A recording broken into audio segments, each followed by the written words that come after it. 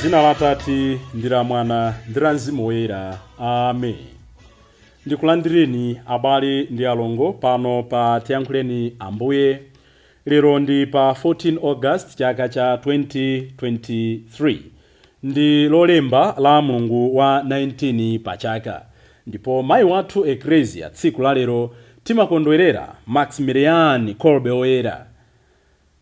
Iyeyu ndithu ndi mmalitiri amene kwawo kunali ku Poland. Ndipo mawu athu oyamba tsiku la lero akuchokera m'buku la Deuteronomy mutu 10 ndime ya 12 kulekeza 22.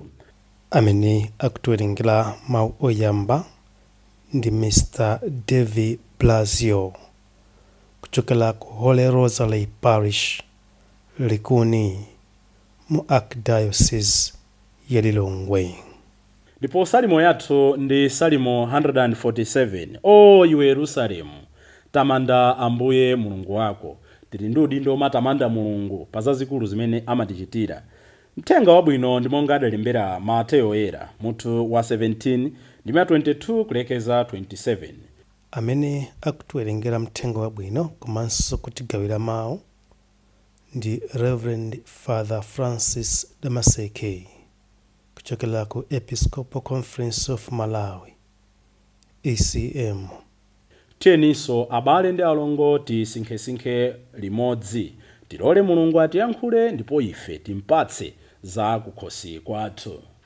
Mawu oyamba. Mawu a m'buku la Deuteronomy. Deuteronomy mutu 10 ndime ya 12 kulekela 22. Tsono inu Aisraeli, tamvani zimene Chauta Mulungu wanu akukuwuzani. Akufuna kuti muzimuopa ndi kuchita zonse zimene akukulamulani. Muzikonda Chauta ndipo muzimtumikira ndi mtima wanu wonse ndi moyo wanu wonse, ndipo muzimvera malamulo ndi malangizo onse a Chauta amene ndikukulamulani lero lino, kuti zinthu zikukomereni. Kumwamba ndi zonse zili kumeneko ndi zake za Chauta, pamodzi ndi dziko lapansi pano ndi zonse zili m'menemo. Komabe Chauta adakonda makolo anu kwambiri, kotero kuti m'malo mwa kusankha anthu ena, adasankha zidzukulu za makolo anu, ndiye kuti inuyo mpaka lero lino. Tsono muchotse zoyipa m'mitima mwanu, ndipo mulekeretu kukhala ndi mtima okanika. Pakuti Chauta Mulungu wanu ndi wamkulu opambana milungu yonse, ndiponso ndi Ambuye oopsa ambuye onse. Ndi wamkulu wamphamvu ndi woopsa, sakondera ndipo salandira ziphuphu. Amateteza ana amasiye ndi akazi amasiye. Amakonda anthu achilendo amene amakhala pakati panu, ndipo amawapatsa chakudya ndi zovala zomwe.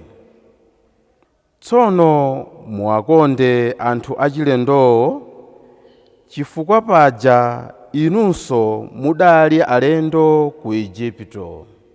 Muzimvera Chauta Mulungu wanu, ndipo muzimpembedza Iye yekha. Muzikhala okhulupirika kwa Iyeyo, ndipo muzilumbira m'dzina lake lokha.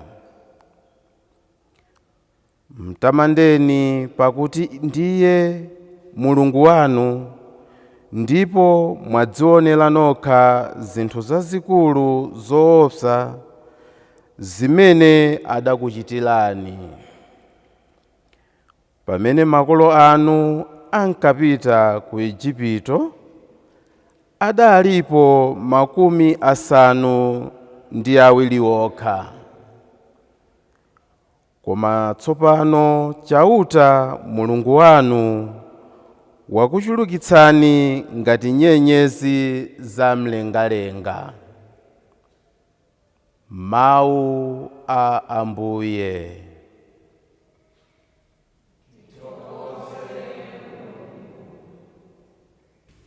Ambuye akhale nanu. Mawu a Uthenga Wabwino monga adalembera Mateyu oyera. Ulemu kwa inu Ambuye. Mateyu mutu wa 17 ndime 22 kulekeza 27. Pa tsiku lina ophunzira atasonkhana onse ku Galileya, Yesu adawuza kuti Mwana wa Munthu akukaperekedwa kwa anthu. Iwo adzamupha, koma mkucha wake Iye adzauka. Ophunzirawo atamva zimenezi adagwidwa ndi chisoni chachikulu. Pamene Yesu ndi ophunzira ake adafika ku Kaperenawo, okhometsa msonkho wa ku Nyumba ya Mulungu adadzamfunsa Petro kuti, kodi aphunzitsanu asakhoma msonkho ku Nyumba ya Mulungu? Iye adati, amakhoma. Tsono Petro adalowa m'nyumba asananene chilichonse. Yesu adamfunsa kuti, iwe Simoni, ukuganiza bwanji? Kodi mafumu apansi pano amalandira msonkho kwa yani? Kwa anthu a mtundu wawo kapena kwa alendo? Petro adati, kwa alendo. Apo Yesu adamuwuza kuti, tsono ndiye kutitu anthu a mtundu wawo sayenera kukhoma. Koma kuopa kukhumudwitsa a Nyumba ya Mulungu, kawedze nsomba ku nyanja. Nsomba imene ukayambire kuwedza, ukayikanule kukamwa, ndipo ukapezako ndalama. Ukatenge ndalamayo nkukayikhomera msonkho wanga ndi wako omwe. Uthenga wa Ambuye. Ulemu kwa inu Ambuye Yesu Khristu. Abale ndi alongo, monga ndanenera koyamba, lero pa 14 August mu mpingo wathu timachita chaka cha Maximilian Kolbe, amene kwawo kunali ku Poland ndipo anabadwa mchaka cha 1894. Iyeyu analowa chipani cha Franciscans, monga anachitira Anthony wa ku Padua, amene chaka chake tinkakondwerera pa 13 Juni paja. Atalowa chipani chimenechi, Maximilian anasintha dzina. Iyeyu dzina lake lobadwira anali Raymond Kolbe, koma atalowa chipani chimenechi anasintha dzina kukhala Maximilian Mary, ndiye kuti anadula dzina la kumapeto ndi loyambirira nkuphatikiza kukhala Maximilian Kolbe, chifukwa anali ndi utumiki wapadera to the devotion of the Blessed Virgin Mary. Amakonda kwambiri utumiki komanso mapemphero a kwa Mayi Maria. Mu chaka cha 1941 pamene anamugwira kupita ku Auschwitz camp, kumene anthu amaphedwa, akapolo osiyanasiyana amaphedwa, akuti ngati wansembe anali kupempherera anthu osiyanasiyana, koma munthu wina atagwidwa kuti akaponyedwe mu concentration camp akaphedwe, Maximilian anapanga ofa moyo wake. Poona udindo umene munthu wina anali nayo, ananena kuti munthu yatuluke m'malo mwake mulowe ine. Mtima odzichepetsa, mtima ololera kupereka nsembe monga anachitira Yesu Khristu for the sake of others. Ndangati lero tingalolere kupereka nsembe osati chifukwa cha munthu wapatali, koma chifukwa cha anzathu abanja, chifukwa cha Khristu athu, chifukwa cha abale athu. Tipemphe uneneri wa Maximilian oyera kuti tikhale nawo mtima odzipereka, kuchita kulolera kuvutika kuti anthu ena akhale pabwino. Tikafika mawu athu a tsiku la lero proper, mawu yamba kuti kumbutsa kuti tili ndi nthawi zosiyanasiyana m'moyo mwathu. Tili ndi nthawi imene timakhetsa misozi, tili ndi nthawi imene timasowa abale, tili ndi nthawi imene timamva kutopa, tili ndi nthawi imene timaona kuti talephera, tili ndi nthawi imene timasangulumwa, timaona kuti tilitokha. Munyengo ngati zimenezi mchinthu cha pafupi kwambiri, it's very easy to long for divine help. Ndipo timafuna Mulungu atatiyendera, Mulungu atatithandiza, Mulungu atakhala nafe. Izi ndi nyengo zimene Aisraeli anadutsamo.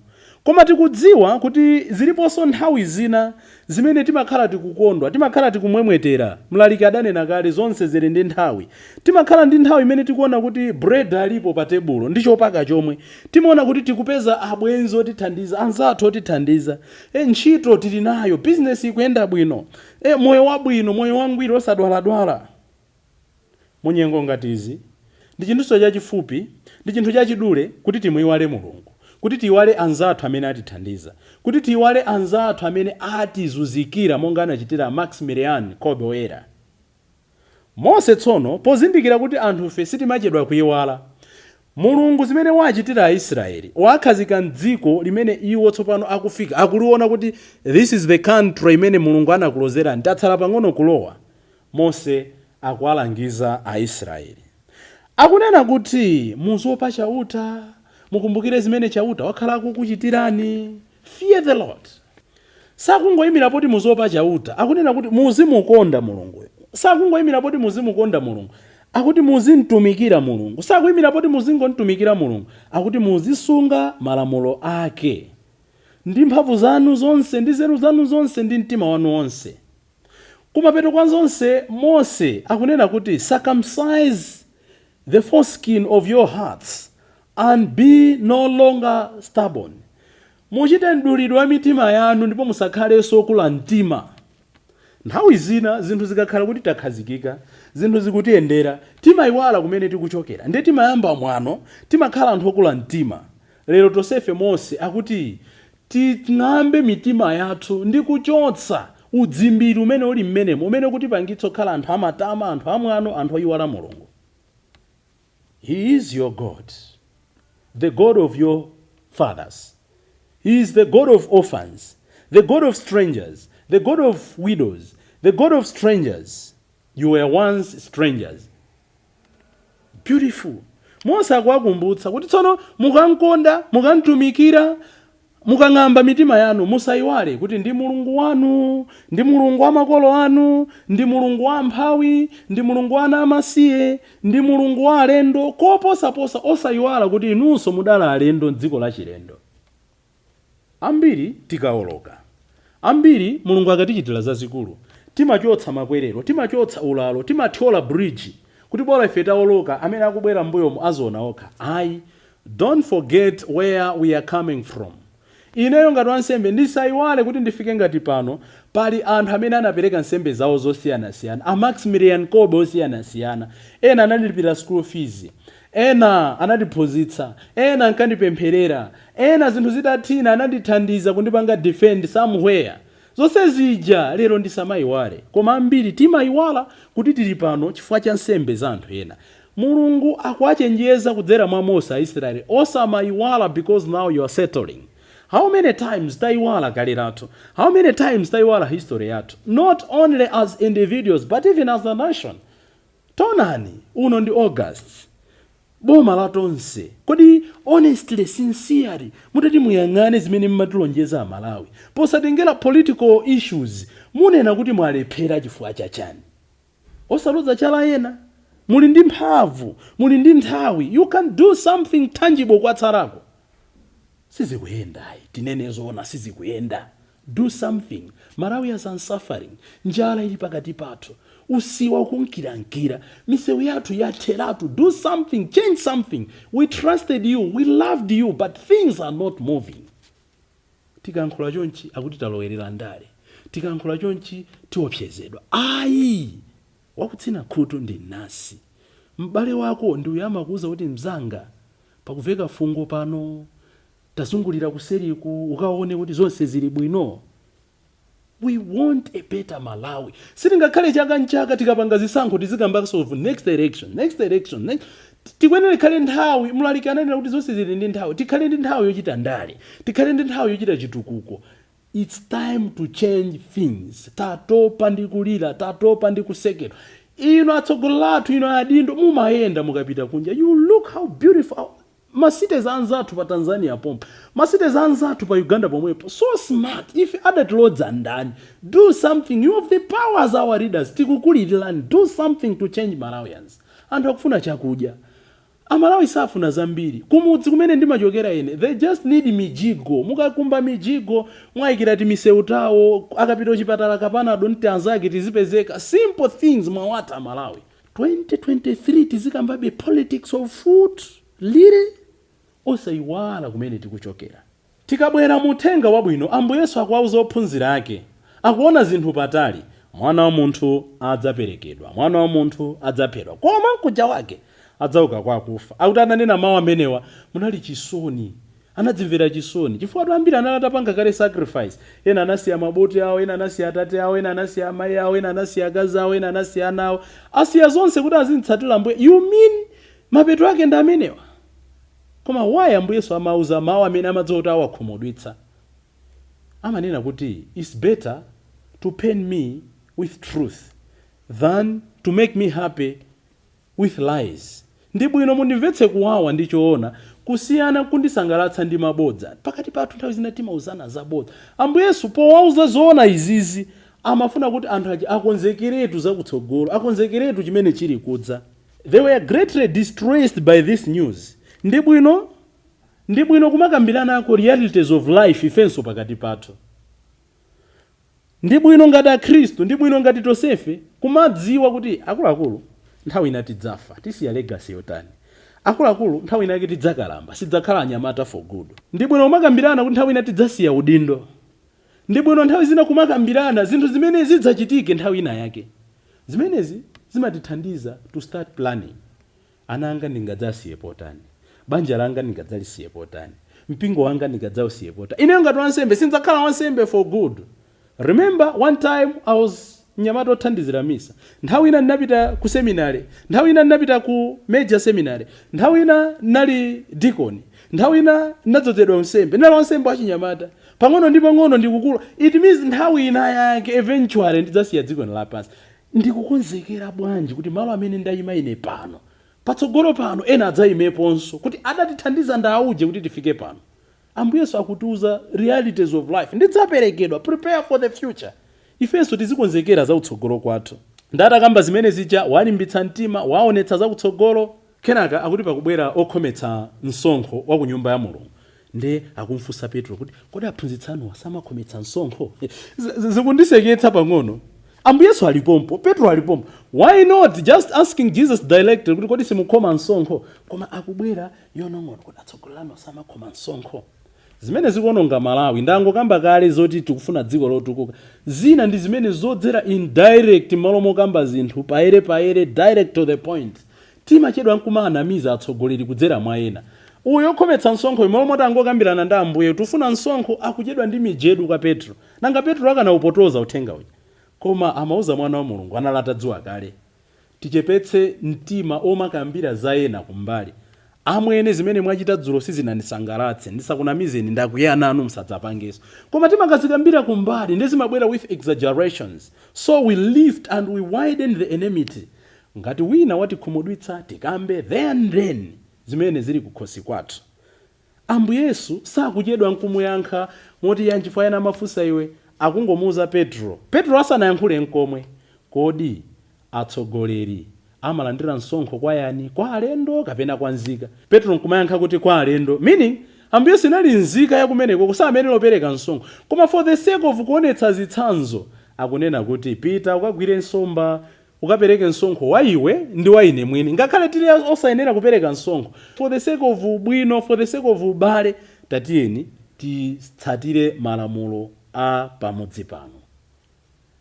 Akudziwa zimene zikubwera utsogolo kwawo, anthu ali ndi nkhawa, koma Ambuye Yesu is continuing doing good, doing what is the right and just. Pa nthawi imene yoyo ena tikakhala m'mavuto, ena tikadziwa kuti tsogolo lathu lada, ena tikadziwa kuti tilibe zala zambiri kutsogoloku, timaphwanya phale.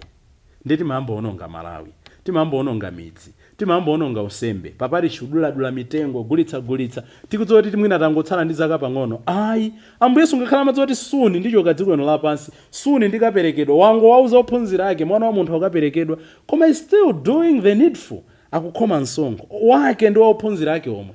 Ifeso pakati pathu ngakhale pamene tikulira, ngakhale pamene tili ndi nkhawa, tisasiye kumachita zabwino. Ena amachita zabwino nthawi imene ali pa mtendere yokha. Ayi, tikudwala tipitirize kuchitabe zabwino. Ayi, chifukwa choti neyo basi ndikudwala ndisiya kumapita uchechi, ndisiya kupereka mtulo. Ayi, continue doing good. God will bless you even in your darkness, even in your illness, even in your tears. Tapempha Ambuye tsiku la lero. Poyamba monga watilangizira Mose, tisamayiwale kucheuka mbuyo, koma tizimtumikira, tizimukonda Mulungu, komanso tizisunga malamulo ake. Ting'ambe mitima yathu ndi kuchotsa dama lathu, ndi kuchotsa kunyada kwathu, ndi kuchotsa kudzenereza kwathu, kuti potero Mulungu azibwera mu mtima mwathu ndi kupereka mtendere umene mtima wathuwo umalakalaka. Dzina la Atate ndi la Mwana ndi la Mzimu Woyera. Amen.